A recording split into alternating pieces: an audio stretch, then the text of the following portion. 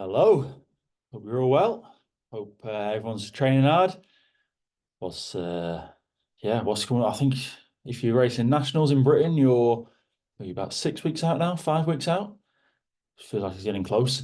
For me, as you're watching this, I'll be racing. I'll be in Rome.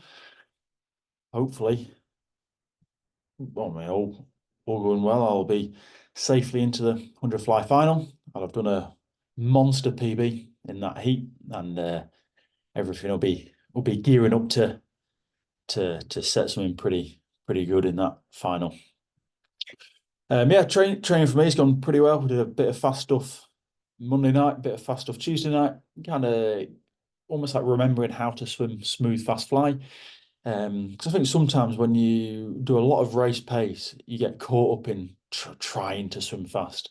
And my fly is the fastest when it's flowing, and all I'm doing is thinking about smooth fast rather than trying to force it. So yeah, pretty good. Some 25s, some 50s, kind of, yeah, nothing like really going for it, but kind of like fast times that I feel like I could swim all day pretty much. Obviously I couldn't, but feels like I could. But anyway, today we're on something a little bit different. We're gonna have a look at some fly turns. This was a request from the man Tom Rust, kind of asking me about, yeah, what do I think about on a fly turn, what's important. And I thought kind of the best way is through showing my turns. We're going to see my turns. We're going to see there's a lad in Comasley. I showed it at the end of last week, a lad called Luke Brussels, who's a 100, 200 fly swimmer.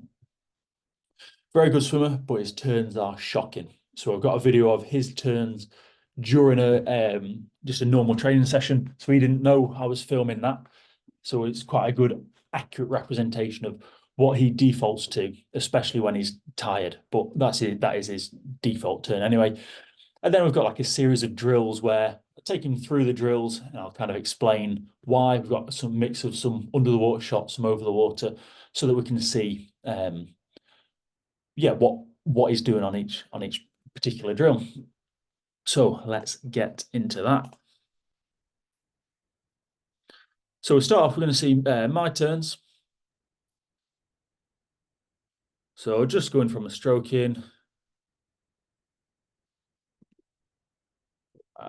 If I take that kind of back a bit frame by frame, skip back. So what we're looking for is touching the wall on that full stroke.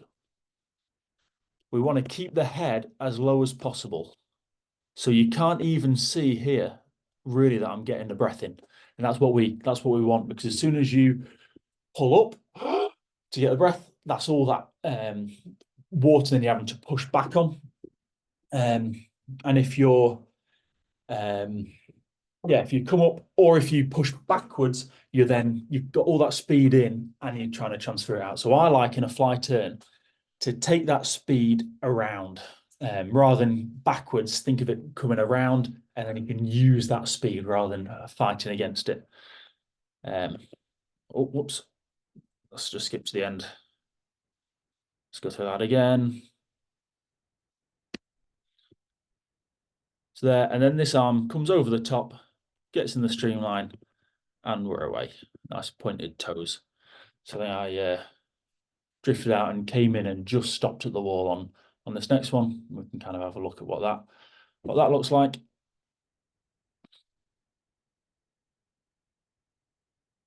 Again, touch.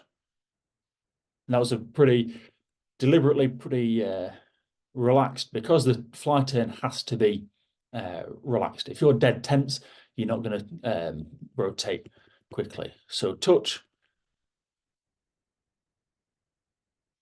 come around in that tight tuck, and then it would be a push off. Again, we see it from under the water. That's a pretty good, again, just to show that.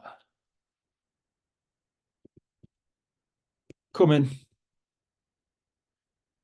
spin around, and push off. And with streamline, the hands are in that streamline, or my body's in that streamline well before the actual push off. Okay, so now we go on to looking at Luke. So we'll just watch it. So what do we not like with this?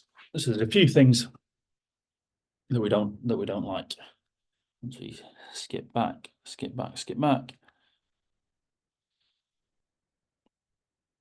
So the first thing is that his last stroke is here. But see how far away from the wall he is there. And then he's got to glide in. And during that glide, because he's gliding with his head up, he's losing all that speed. So if you're going to be long into a turn, you have to be head down and you have to be really disciplined. Same into a finish, breaststroke and fly. If you're going to be long on your breaststroke, you've got to be there. It's no good lifting the head because that's all that resistance is going to occur. So he loses a lot of speed coming in. Then he touches, pulls up, looks to the side, both arms then drop down. Arm comes over actually all right, and then he pushes off in not streamline, lifts his head there, and then takes a breath on the first stroke. So that's kind of a lot of things that I think we can do better. So our first drill that we're going to go through is going to be lying on his front. When he's ready, he's going to drive the knees up, and that's going to result in a backflip. So what we're doing there is the knees driving up is what's causing the backflip. So he's out, nice and relaxed, and then drive the knees. We can see it pretty well from here in the water. Drives, and the arms are not pulling him through. It's a natural movement, which is really practicing getting the knees driving up as we're going to want to do as soon as we touch. So I mentioned about not wanting to pull up. I like the kind of the coming around the side, but that first movement being a bit of a shrug. So we're going to touch, shrug, and that gives us the space to get a breath. So our face comes out the water, and then gives us space to move our knees into to then swivel around around that point. So on this drill, we're coming in, touching, and just getting a shrug. But the head position, if you notice, the head doesn't change. And we're just getting that. And if you see there how when he touches, so the head is slightly out of the water, but the body's then naturally ready to bring the knees through. So that shrug's really subtle. So then we took this into kicking in, and then the shrug and the knee, which he does really well there. And again, we're kind of just like adding in bit by bit by bit the process of this. Really good there. So what we noticed then with Luke was that and this kind of when we worked on the drills last week as well, was that he was really good at the turn, but then his arm that should come over the top was kind of getting a bit stuck and a bit of an afterthought. So we did a few reps there where we practiced just getting used to the knees driving and the arm coming over in one fluid movement, which he ended up doing really well there. Again, I think we can see it from under the water. The underwater you don't really see as well with this one, but there he is. You can see he's in that position where he could easily catch his streamline. So then we've gone this pretty much the same drill as we did 2 drills ago, but we're going from a stroke in now. So we get a bit of momentum going in, and again, we can use that momentum. We can see his arm coming over there so much better than it was before, where we were just doing the turn. So we can see he touches, comes over, and that arm's coming over really, really nicely. I think we've probably got another one that's the same here, just from under the water. Yeah, really nice. Really nice. So now we're doing the same, but we're actually getting him to push off. So that not only does he get into that right position, on the wall, he pushes off and holds the streamline, kind of gets used to what that feels like. So then we start challenging it. So he's drifted out to about the flags. He's going to face the opposite way. He's going to do a mid-pull turn, keeping that really tight.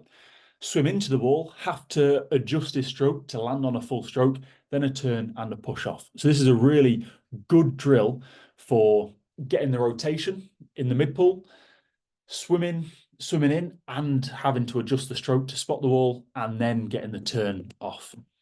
So we'll see how he gets on this one. Turns pretty good there. Yeah, not too bad. Not too bad there. Landed pretty well. And I think we're going similar again on this one.